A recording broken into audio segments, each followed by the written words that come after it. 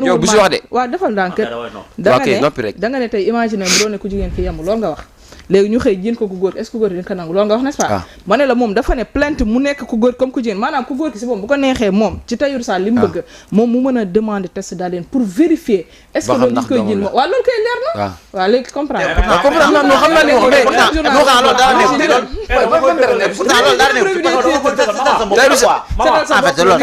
nekk mais ci ku ñeme ci li nga nekk bu ñu la test de paternité da ko déedéet parce que xanaa l'info rek amatul yow dëgg li nga wax rek dafa am benn histoire boo xam ne lu am la kenn koo xamante ne moo doom ci maanaam ñoom dañoo amoon problème ci doom bi comme ni nga di waxee rek juruma ba ñu demee fi nga xamante si ay marié wala célibataire si li ngay wax nii ba ñu demee fi nga xamante ne moom mooy tribunal marié wala célibataire la ay marié la wala ay célibataire non histoire bi daal nee na ñaar na ñoo xamante ne dañoo am seen doom problème am comprendre kii naan moo jur mais femme bi boo gisee ci tribunal yow mi sax da nga koy yërëm ndax jooy muy jooy xiixat yeeg affaire yoonu métti boo xam boo demee amul dëgg de moo ku ko gis sax da nga naan kii non bàyyi jugement de valeur yooyu ñaaw non jooy bi muy wax laa wax non mais jooy wóoru la maman après juge bi laa la def test d'ADN mais moom ba ñu defee test ADN dafa trouvé que ne femme bi nekk lu mu doon nekk di jooy moom laa lay wax lu mu wax ndeke dara amu ci dara amu moom koy jooy métti yooyu foo ko gisee xamal na ay dóor la nag c'est comme tey jii jooy métti yooyu moom foo ko gisee xamal na ay dóor la non pas forcément pas forcément ayca Régis si Sénégal lañ nekk Sénégalais ak mën a gérer journalu l'info lañ koy commencé di yéenekaayu kër gi moom mu xëyee ki nga xamante ne mooy le maire de la ville de Dakar Barthélémy Dias yéenekaay bi di wax Barth avertit Sonko je perdrai des batailles mais je gagnerai la guerre moom muy wax que ne mi ngi rendre grâce à Dieu car ce que j'ai vu ce que je vois venir comme gain politique même si je faisais une campagne électorale pendant 10 ans je ne l'aurais pas moom Barth muy wax vous pouvez faire ce que vous voulez ça me fait ni chaud ni froid mais ce qui est sûr c'est moi qui vais vous chasser du pouvoir moom sax ci waxam ba léegi jàpp na ne kenn instant moo mën a jël décret pour wàcce ko muy le président Diomaye loolu mën ngeen kaa lire détails yëpp ci yéenekaay bi di à l'info président du ko def l'info ñëwaat na situation de à la mairie de Dakar le COS invite au respect de l'état de droit pour éviter la méfiance ou la suspicion wàllum nationalité séjour des étrangers yéenekaay bi del soit na si Tahirou Sarr qui suit son filon jusqu'à l'Assemblée nationale Aïcha après l'info yéenekaay l'américain Vox Populi Maman Faye Vox Populi mi ngi xëyee Jamra mi nga xamante ne dañoo bëgg faire échec au 3 points de suspension des féministes maanaam la nga xamante ne annoncé nañ sitting ba nga xamante ne bëgg nañ koo def ca 31 décembre ak la nga xam ne moom mooy seen dress code pour ne pas dire que amul mu ngi ci yéenekaay bii di Vox Populi en tout cas Mamatar Gueye du moins de Jamra qui a saisi le procureur d'une plainte contre le projet de manifestation des féministes ndax ñoom dañoo bëgg manifester tout nu la ñu wax pour ne pas dire toute nue alors ci yéenekaay ba tey Vox Populi yëgoo ko woon le PM Sonko plaide pour l'augmentation des échanges commerciaux à 500 milliards d'ici 3 ans mën ngeen kaa lire ci Vox Populi dellusiwaat ci ki nga xamante ne moom mooy Barthélémy Dias qui solde ses comptes avec Sonko Aïcha après Vox Populi Maman Faye Vox Populi mi ngi xëyee présentation de son premier roman Madiambal sur les routes de l'immigration le dîner à la Maison Blanche attendra noonu la ko tuddee muy raconter la filière de nicaraguayenne non l'auteur di wax je veux décourager l'idée de l'aventure lépp li jëm si yenn si roman boobu mën ngeen kaa fekk ci quotidien le quotidien dellu soit na si Ngoné Meng qui va assurer l'intérim du maire Barthélémy Dias moom moo ko nar a remplacer pour le moment moom muy wax que ne moom intention mooy continuer nekk dans la continuité de li nga xamante ne moom la Barthélémy Dias doon def Aïcha après le quotidien la si yéenekaay moom L'As quotidien mi ngi xëyaatee Barthélémy Dias di wax Barth fait feu de tout bois écarté de l'Assemblée évincé de la mairie de Dakar yéenekaay ba tey dellu soit na ci Ngoné Meng qui va assurer l'intérim de Barthélémy Dias fële ca hôtel de ville bu Dakar dellu soit na aussi ci classement FIFA les Lions en 2e en Afrique mu ngi ci yéenekaay bi di L'As quotidien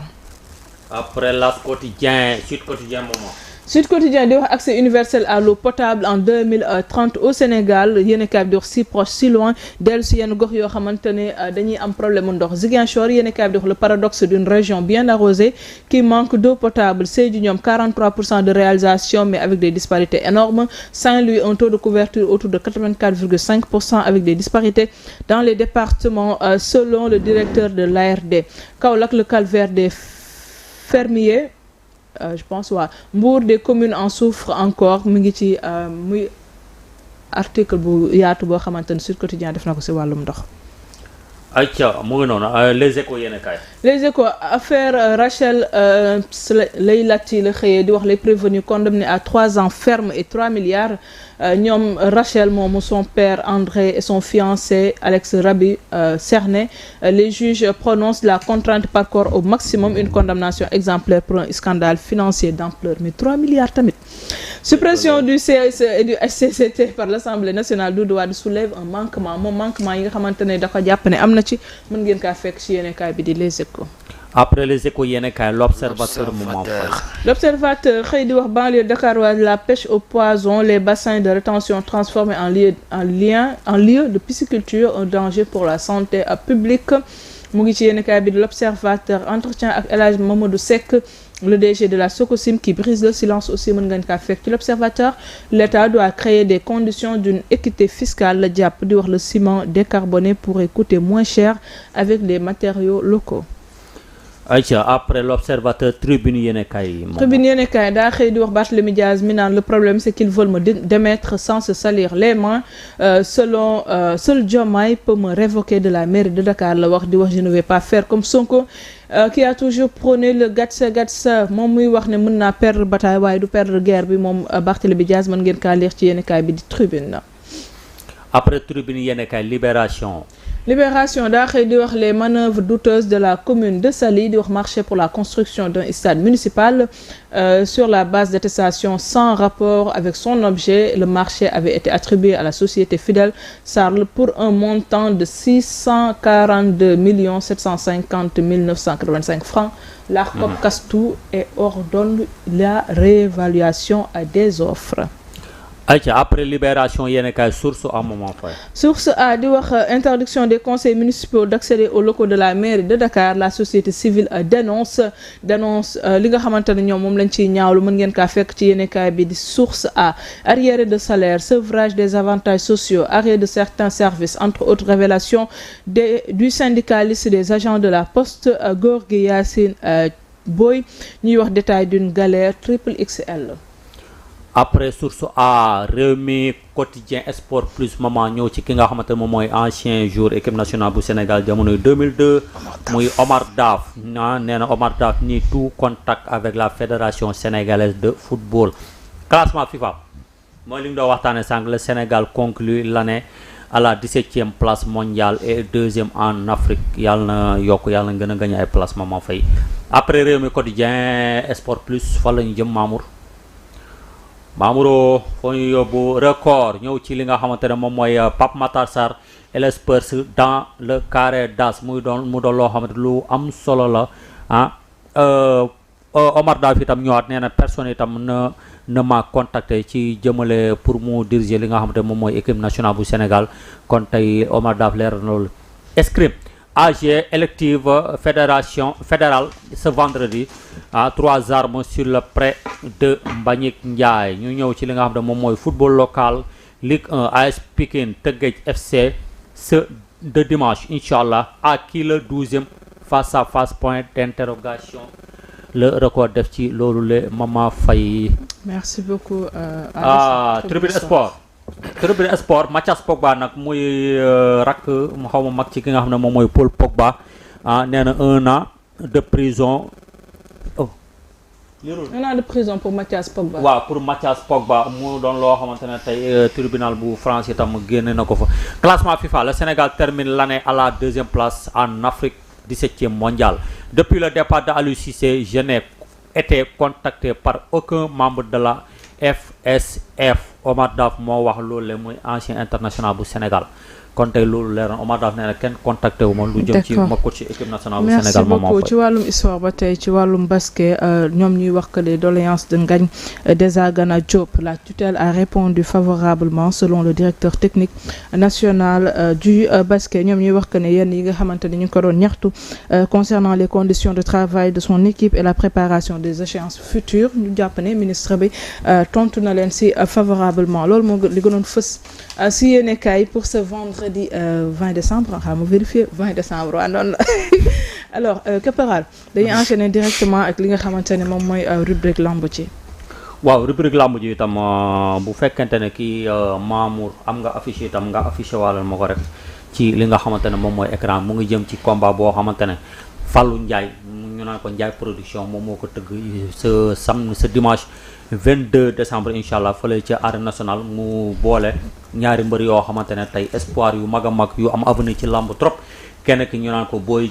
Diop 2 borom yëbbal mais itam Diop 2 borom li nga xamante ne moom mooy drapeau bi ñi naan ko itam Diop 2 borom soow mi nekk koo xamante ne espoir boo xamante ne itam ñëw na ci làmb imposé boppam mais Diop 2 boo xamante ne itam bu duggee stade gis nga bu duggee stade da nga naan est-ce que Siteu mooy bëre wala Balla Gaye mooy bëre wala ndax mbooloo bi nga xamante ne moom moo ko topp image yi ngay gis nag open press am la boo xam ne bu mu defoon barki démb la fële ca koñam secteur am muy yëmbal ñu gis fa ñoom général Malika ak ay mbër yoo xamante ne macha allah ñu ngi ci lamb ji di fa def lu am solo boo gisee open press bi rek public bi nu mu ko wuyisee nga xam ne Diop 2 mi avenir la ci lamb Diop 2 mi kat macha allah bu mooy dëggantaan borom yëmbal Mama Faye mu doon koo xamante ni itam mu ngi jëm ci 12e combat am tey ci 11 combat yu mu def yëpp daanoo ci gu ci benn yoon 11 combat 11 victoire mu ngi mujjee ci ki nga xamante ne moom mooy Siteu bu Ngor te palmarès am mën naa ne sax mënuma ko fee lim ndax temps bi tey mën nañ jàpp ne ci combat boo xamante ne combat bu neex ñëw imposer loi am ci ki nga xamante ne moom mooy Siteu bu Ngor Siteu bu Ngor boo xamante ne ndaanal la am public nekk koo xamante ne ngor lay baawoo ko bu jógee Ngor rek lépp yëpp topp ko fukki penceeg ñaari itam topp ko muy doon koo xamante itam Diop 2 ñëw na barki Dembo Ndiaye jaar ci li nga xamante ne moom mooy ci kawam après nag bu ñu jógee ci ki nga xam ne mooy Boy Diop 2 ñu dem ci ki nga xamante ne moom lay dajal muy Mor Kankang borom Kolobaan Mor Kankang borom Reefaan Mor Kankang itam mooy bawol bu mag boo xamante itam ñëw na Ndakaaru ci làmb mais itam du Ndakaaru la ñëw rek duggee ci làmb mais jaar na ci ay mbappat ci ay village am jaar na ci ay mbappat fu ne ba doog a mën a ñëw Dakar intégré ci écurie bi nga xam ne moom mooy écurie Cheikh Mbaba écurie boo xam ne fii la nekk Colobane mu écurie boo xamante ne bu am solo la depuis loolu itam mu ngi fa nekk di def lu am solo moom itam gis nañu combat bi nga xamante ne jóge na ko ci contre nu tudd Youssou Ndour bu écurie Balla Gaye mu jëlee ci mu kooku noonu defet Youssou Ndour daanoon ko mu ressaisir waat ak ki nga xamante ne moom mooy beneen booy boo xamante ne turam macha allah mais itam ku marqué trop ci làmb def ay kaw yu bëri daanoon fa ki nga xamante ne ki ma bëgg a wax mooy Tafa Mbër ba mu ressaisiroo ci Tafa Mbër nag ci lañ ko ne kaa ñu jox la ki nga xamante ne moom mooy Diop 2 borom soow mi mais aussi itam kee am na mu ngi jëm ci 14e combat am kee am na 13 combat benn défaite boo xam ne jëlee na ko ci ki nga xam ne moom mooy Youssou Ndour combat bi nga xam ne moom ngeen di seetaan nii nag mu ngi ko jëlee ci barki démb ci grand combat bi nga xam ne Eumeu Sène moo ko doon bëre mu doon daje ak ki nga xam ne moom mooy Mor Tafa Mbër tey mu nekk combat boo xamante Mama Faye ku yéex doo am place arène nationale parce que itam mu nekk combat boo xamante itam combat bu àdduna di xaar la tey nag Mor Tafa Mbër moom itam war a daje ki nga xamante ne moom la Diop 2 mujjee daan muy ki nga xam ne moom mooy Siteu bu Ngor muy doon ñoo xamante ne ñaar ñoo xam ne jóge nañ ci defet kon combat bi itam combat de déclenchement la ku daan da ngay dem ku daanu itam gëm naa ne itam comme ni ko gars yi di waxee dangay toog xaar Mama Faye mais fi may daanale mooy ci combat bi nga xamante ne moom mooy combat spécial bu kii bi bu làmb Fallou Ndiaye production mu nekk combat bi nga xamante ne moom mooy Eumeu Sène Junior ak ki nga xamante ne moom mooy baal ma tuuti ma génne ko ak ki nga xamante ne moom mooy membre may ma affiche bi après naa ci ñëw léegi bu ma ko naree wër itam fii laay fanaan mu nekk combat yoo xam ne mama yu am solo kee def na open press am fële ca secteur am muy yëmbal kee itam deful li nga xam ne mooy open press point de presse la def wax ak ñi nga xamante ne ñoom ñooy ay soppeem loolu itam kenn xamul la stratégie la wala day nëbbu lu muy def ak affaire wala day nëbbu forme mu doon loo xamante ne lu am solo la mama mu doon combat boo xamante ne ku yéex wallahi doo am place Mama Faye di félicité waat encore une fois ki nga xamante ne moom mooy Ndiaye production Mama Faye ci loolu laay daanale mu ënde woon combat bi nga xamante ne moom mooy Mor Kankang ak ki nga xamante ne moom mooy Diop 2 Eumeu Sène Junior nag mooy bëree spécial bi ak ki nga xamante ne moom mooy appliqué mu doon combat yoo xam ne combat yu neex la bu ñu fa jógee itam dinañ am Siteu bu Guédiawaye ak Ziza 2 Abo Michael 2 Batika Zo Balde Buya Caatu Medina ak Sénégal Nes 2 ak Tafa Diané Brigal ak ki nga xam ne moom mooy soldat armée 2 ak ki nga xamante ne moom mooy njaxas gi Mama Faye mais général bu Pikine ak ki nga xamante moom mooy Lassender nag nekk koo xamante ni tam yàgg na ci làmb ji lool Mama Faye mais sam li ci gën a neex mooy combat bi dañ koo tudde grand combat bi Diop 2 ak ki nga xam mooy Mor Kankang dañ koo tuddee ki nga xam ne mooy drapeau King Baba waaw mu doon loo xamante ni tam moom du am solo mais sam samedi 21 décembre muy suba am nañu grand combat Bougar ak ki nga xam ne moom mooy Ziza fii ci arène nationale incha allahu rabbi d'accord merci beaucoup caporal am na solo li nga xamante ne tey indi nga ko information c'est vrai que bëri na mais ça montre que ne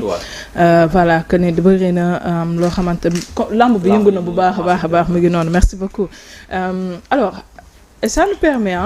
nuyu ki nga xamante ne moom mooy Bourou Guéweul ndax moom aussi am na drapeau Bourou Guéweul boo xamante ne mi ngi waaj am daañu si dellusiwaat incha allah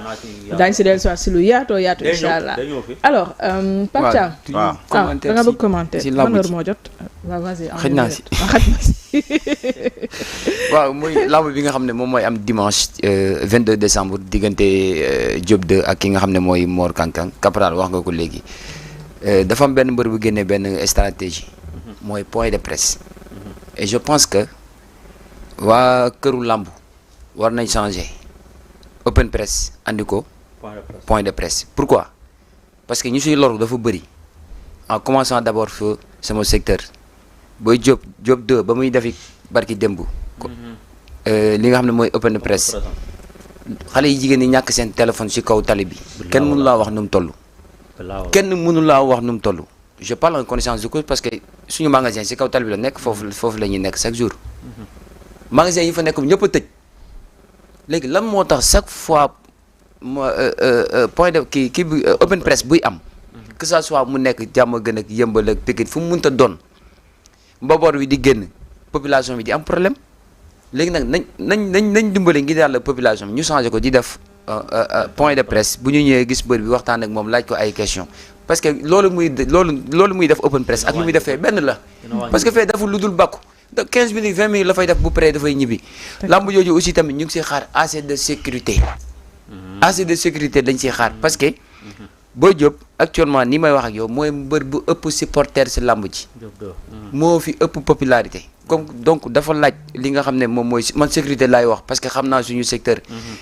yow Malika ngay jógee yëmbal doxee ko ba arène nationale léegi si biir dox boobu yëpp nag damay fobeere ba nu may àggee su may ñibbi aussi damay fobeere ba nu may àggee donc nag assez de sécurité ñu ngi koy ñaan que gars yi mën a jël li nga xam ne moom mooy gën a merci beaucoup Pape Thiam dafa am commentaire boobu nga def waaw juste rek di dëggal ñaar li mu wax xam nga gars yi dañoo jàppoon ni waa jàmm gën ñoo ñu gën a kii mais ñun waa entre Malika yëmbal benn baraak ñun tamit ñi ngi ci dara ñu ngi ci affaire de parce que rasulaa ñun dañuy zembre lu leer laa leen tegal amuñu arrêt ñun waa Malika dañuy zembre moo tax général Malika temps yi ku mu jàpp fët la am na combat ne leen pat Forza dencal nañ ko lu garaaw jeexal na yàgg na xola Forza lu sakkan lañ ko dencal te dañ ko yan ñun waa Malika xola mu ñu arrêt daw rek zembre di wax ni tey rubrique cosaan la ñuy dellu si xam naa ni gëjoon nañ cee ñëw tey ñu indi leen thème bu am solo muy ci li nga xam ni waa kon kooku fa dëgg yàlla waaw moom bon merci beaucoup Caporal merci beaucoup Caporal li nga indi si rubrique lamb ji waaw non t'inquiète grave nañu enchaîner directement rubrique cosaan kon ñu dellu si waat en arrière tuuti tey li ñu indil waaw